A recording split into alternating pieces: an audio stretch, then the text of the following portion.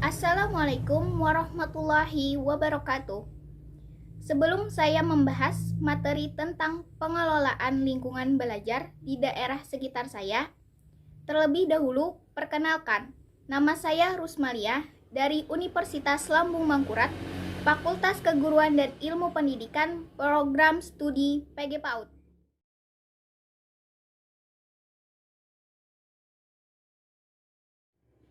Sebelum kita ke bahasan utama, bagaimana mengelola lingkungan di daerah sekitar saya, ada baiknya kita mengetahui terlebih dahulu apa itu lingkungan, apa itu pengelolaan lingkungan belajar, dan hal-hal apa saja yang diperhatikan dalam pengelolaan lingkungan belajar.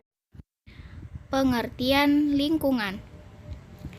Menurut Kamus Besar Bahasa Indonesia, lingkungan diartikan sebagai suatu tempat yang mempengaruhi pertumbuhan manusia.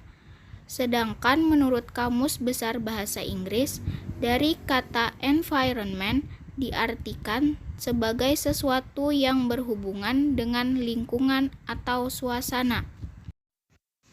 Jika dikombinasikan pengertian istilah lingkungan dari kedua bahasa tersebut, maka lingkungan dapat diartikan sebagai suatu tempat atau suasana keadaan yang dapat mempengaruhi pertumbuhan dan perkembangan seseorang. Pengertian pengelolaan lingkungan belajar. Pengelolaan lingkungan belajar adalah suatu proses mengkoordinasikan dan mengintegrasikan berbagai komponen lingkungan yang dapat mempengaruhi perubahan perilaku anak sehingga dapat terfasilitasi dengan baik. Jadi, pengelolaan diartikan sebagai segala usaha yang diarahkan untuk mewujudkan suasana belajar yang efektif dalam mencapai tujuan belajar anak. Hal-hal yang diperhatikan dalam pengelolaan lingkungan belajar. Yang pertama, memahami sifat yang dimiliki siswa. Pada dasarnya, anak memiliki imajinasi dan sifat ingin tahu. Semua anak terlahir dengan membawa dua potensi ini. Keduanya merupakan modal dasar bagi berkembangnya sikap atau pikiran kritis dan kreatif. Oleh karenanya, kegiatan pembelajaran perlu dijadikan lahan yang kita olah agar menjadi tempat yang subur bagi perkembangan kedua potensi anak. Yang kedua, memahami perkembangan kecerdasan siswa. Setiap anak memiliki kecerdasannya masing-masing.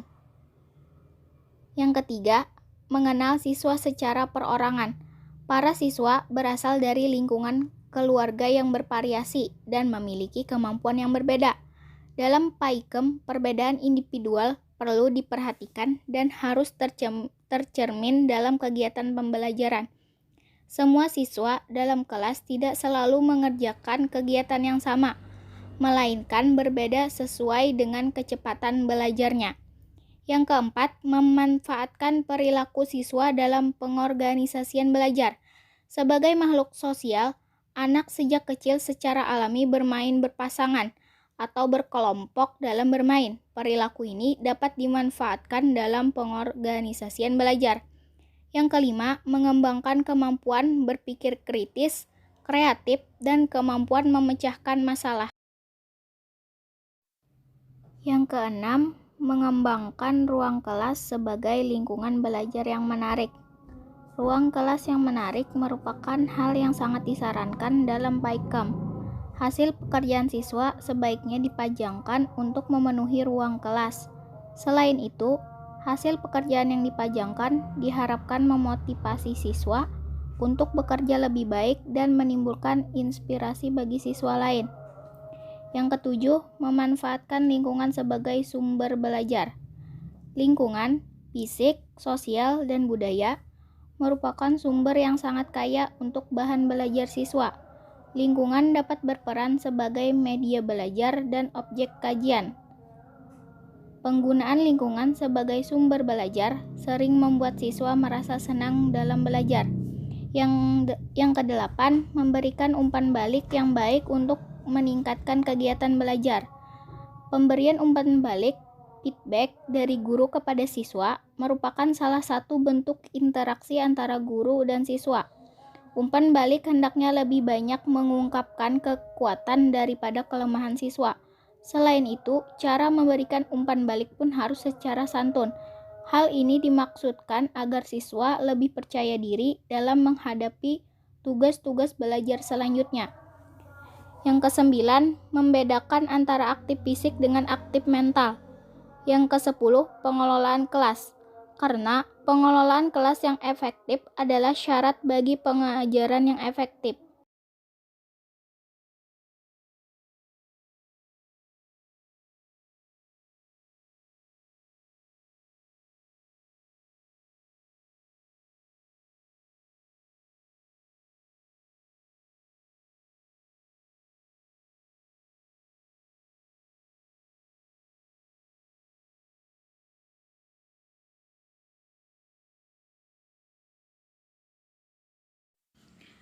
Cara mengelola lingkungan belajar di wilayah saya.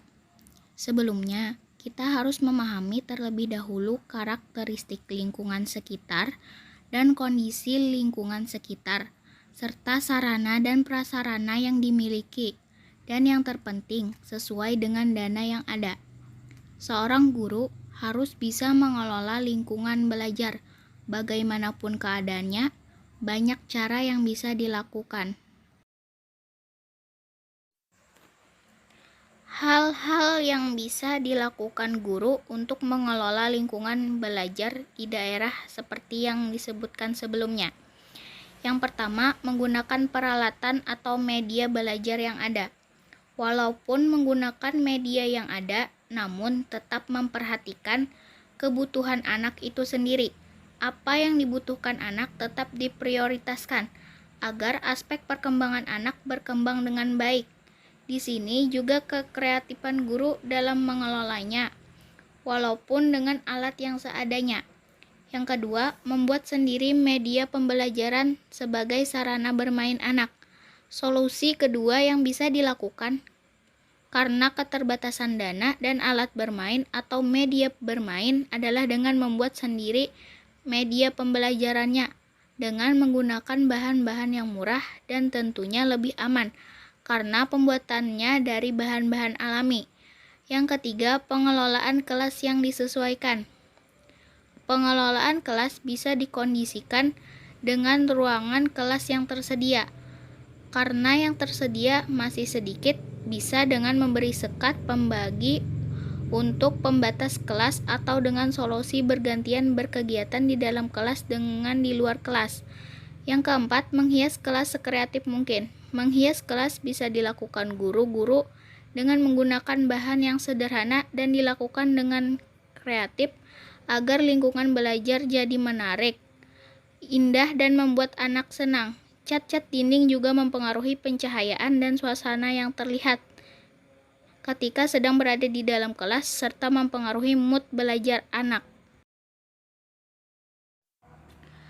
Sekian pembahasannya. Salah khilaf mohon maaf. Semoga video ini bermanfaat.